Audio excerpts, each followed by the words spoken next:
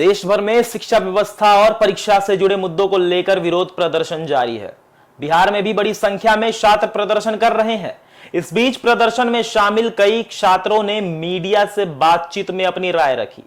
12वीं की छात्रा भव्या ने कहा कि 2 साल बाद जब वे वोट देने की पात्र होंगी तब वे मौजूदा घटनाओं को याद रखेंगी।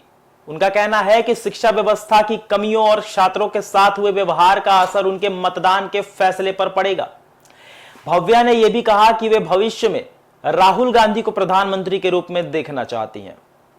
उनके अनुसार छात्र हितों के मुद्दे पर विपक्ष ने उनका समर्थन किया, इसलिए वे आगामी लोक चुनाव में उसी आधार पर अपना फैसला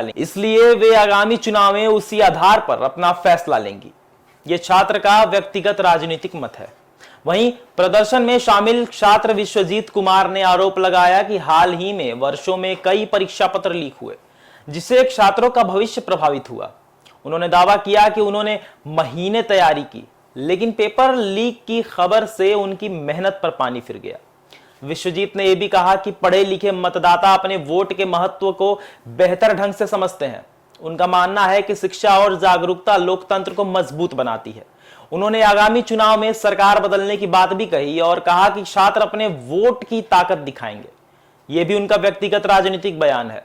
छात्रों के इन बयानों के बाद एक बार फिर शिक्षा व्यवस्था, परीक्षा प्रणाली और युवाओं की राजनीतिक सोच पर बहस तेज हो गई।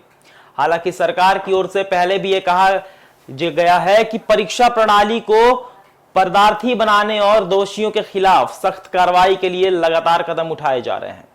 फिलहाल छात्रों की नाराजगी और उनके राजनीतिक बयानों ने बिहार की राजनीति में नई चर्चा छेड़ दी है। आने वाले समय में यह मुद्दा कितना बड़ा चुनावी विषय बनता है, इस पर सभी की नजरें होंगी। धन्यवाद।